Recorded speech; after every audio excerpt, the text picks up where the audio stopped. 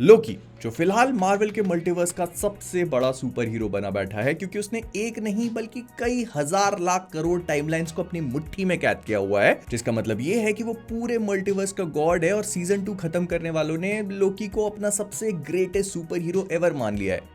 लेकिन क्या होगा अगर मैं तुमसे कहूं कि लोकी एक सुपर हीरो नहीं बल्कि मार्वल के मल्टीवर्स का सबसे बड़ा विलन है जिसने पूरे मल्टीवर्स को तोड़ के रख दिया। अब तुम पूछोगे कि कैसे, तो आओ बताता हूं। नाउ मार्वल वालों ने जब इस पूरी चीज को एक्सप्लेन करना शुरू किया था लोकी के सीजन 1 के साथ में, तो उन्होंने एक सीक्रेट टाइमलाइन का कॉन्सेप्ट दिया था।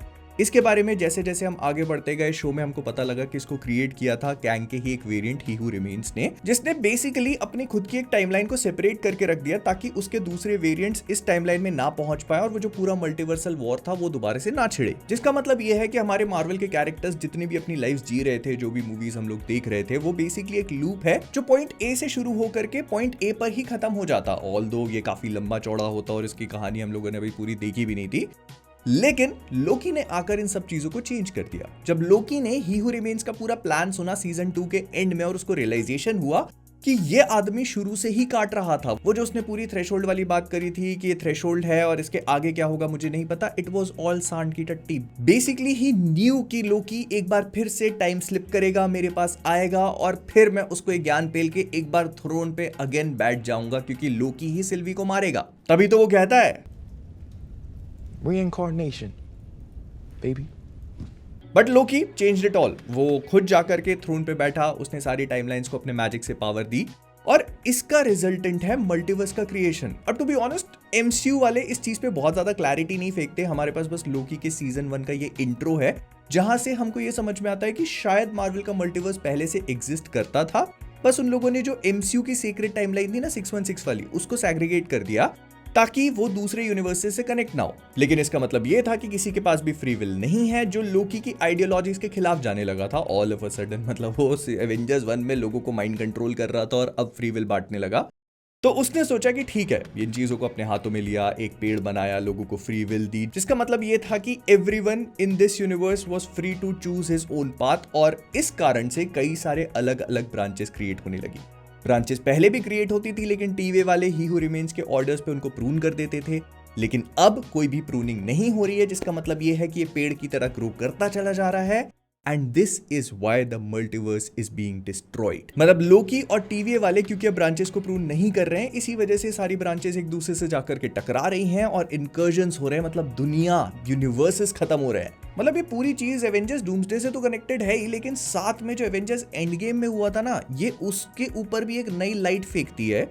जैसे तुम इस वाले सीन को याद करके देखो, जब सीजन 1 में लोकी कहता है कि मतलब एवेंजर्स ने भी तो टाइम हाइस्ट करी है, तो वो रेवोना रेंसलेर उससे कहती है कि What they did was supposed to happen. You escaping was not.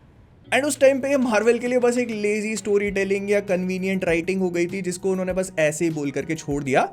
लेकिन अब ये चीज काफी इंपॉर्टेंट हो जाती है क्योंकि कैप्टन अमेरिका, हम लोग बात कर चुके हैं कि स्टीव रॉजर्स ने इन्फिनिटी स्टोन्स कैसे रखे होंगे, कैसे नहीं रखे होंगे, बट मोस्ट इंपॉर्टेंटली जो वो कैप वर्सेस कैप की टाइमलाइन थी ना, जहां 2012 की टाइमलाइन में लोकी वो टेसरैक्ट को लेके भागा था और फिर टीवी वालों ने आकर के उसको कैद कर लिया था और पूरी टाइमलाइन को ही प्रून कर दिया था। तो अब क्योंकि लोकी थ्रोन पे बैठ चुका है तो शायद वो टाइमलाइन प्रून ना, और इससे पहले कि तुम बोलो कि वो तो हमने देख लिया ना, प्रून तो हो गई, मतलब वो चीज तो हो चुकी है, उसके बाद लोकी थ्रोन पे बैठा है, तो नहीं, लोकी का थ्रोन पे बैठना टाइम से परे है। वो थ्रोन पे बैठकर पास्ट को भी चेंज कर सकता है, प्रेजेंट को भी और फ्यूचर को भी, क्योंकि उसे वो सारी चीजें एक साथ नजर आती हैं।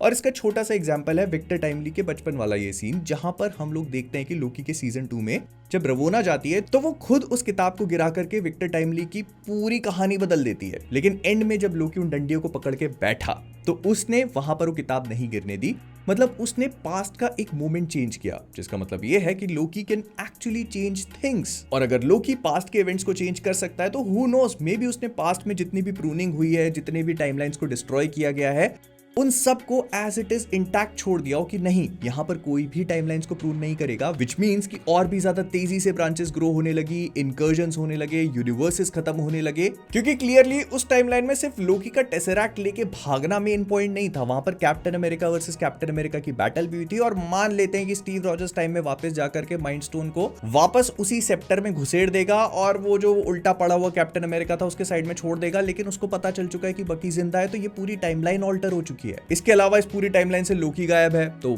काफी सारी चीजें चेंज होंगी। फिर आती है 2014 वाली टाइमलाइन जहां पर पीटर क्विल को रोडी ने मार करके फेंक दिया था, तो मान लिया कि कैप ने जाकर वहां पे पावर स्टोन दोबारा रख दिया होगा। लेकिन उसके बाद जो कहानी है उसका क्या? इस पूरी टाइमलाइन में थैनोस एग्जिस्ट ही नहीं करता। वो टाइम ट्रैवल करके पास्ट में गया, जिस वजह से इस पूरी टाइमलाइन के जितने भी इवेंट्स है वो सब चेंज हो गए। मतलब यहाँ पर कभी चुटकी बजी ही नहीं होगी, लोगों ने वो सारी चीजें एक्सपीरियंस ही नहीं करी, बिकॉज थैनोस ऑर्डर और केओस जो है उनका एक परफेक्ट बैलेंस था। मतलब अगर कहीं पर ऑर्डर है तो वो केओस क्रिएट कर रहा था। बेसिकली इस पूरे यूनिवर्स का बैलेंस डिस्टर्ब हो चुका है। एंड हालांकि क्रोनोलॉजी में लोकी बाद में थ्रोन पे बैठा है, मतलब हमने लोकी का सीजन 2 बाद में देखा है, लेकिन Multiverse of Madness, No Way Home और इसके अलावा भी जो मल्टीवर्स ब्रेकिंग चीजें हुई हैं वो पहले हो चुकी हैं। लेकिन अगर तुम इन सारी चीजों को लोकी की एक्टिविटी से परे देखो, मतलब लोकी का थ्रोन पे बैठना इन सब चीजों से अलग है, वो पास्ट प्रेजेंट फ्यूचर से मत देखो, तो Loki is actually responsible for doctor strange dream walking. मतलब डॉक्टर साहब ने जो मल्टीवर्स ऑफ मैडनेस में अपने एस्ट्रल प्रोजेक्शन को किया था और फिर वो डेड बॉडी से दूसरे यूनिवर्स में पहुंच गए थे, वो भी अपने आप में एक एक्ट ऑफ इनकर्जन है। एंड आई एम श्योर कि अगर ही हु रिमेन्स अपने सिटाडेल में बैठ के ये सारी चीजें देख रहा होता तो वो कभी भी, तुम खुद बताओ, क्या टीवीए वालों को वो अलाउ करता?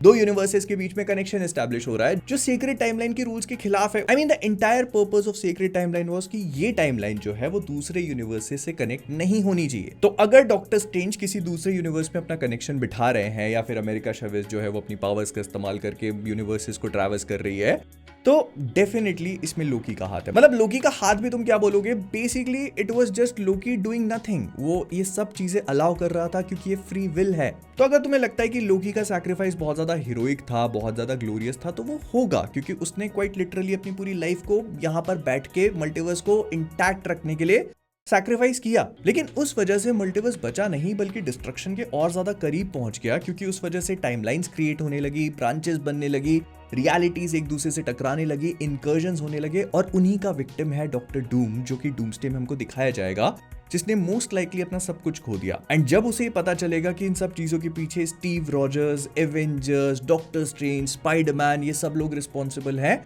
और उनके भी ऊपर इसको अलाउ करने वाला जो गॉड बैठा हुआ है उसने कुछ भी नहीं किया, तब डॉक्टर डूम और लोकी के बीच में क्लैश होगा, क्योंकि उनकी आइडियोलॉजीज ही डिफरेंट है। लोकी को लगता है कि फ्री विल होनी चाहिए, अगर उस चक्कर में कुछ यूनिवर्सेस मरते हैं तो उसका वो कुछ नहीं कर सकता, because that is the rule of this entire multiverse. लेकिन वहीं डॉक्टर डूम शायद ही हु रिमेन्स वाली आइडियोलॉजी को फॉलो करेगा कि मैं फ्री विल तो छीनूंगा ही, उसके अलावा अपना खुद का एक यूनिवर्स बनाऊंगा जिसमें मैं गॉड होऊंगा। ये काफी हद तक ही हु रिमेन्स जैसा ही है, बस एक बहुत बड़ा की चेंज ये है कि he who remains behind the scenes operate करता था, वेयर एज डॉक्टर डूम जो है उसका ईगो बहुत बड़ा है। वो एक ऐसी पर्सनालिटी को क्रिएट करता है ना, जहां पर जो भी उसने किया है अगर वो अच्छा काम है तो दुनिया को पता चलना चाहिए कि इसके पीछे डॉक्टर डूम रिस्पॉन्सिबल है।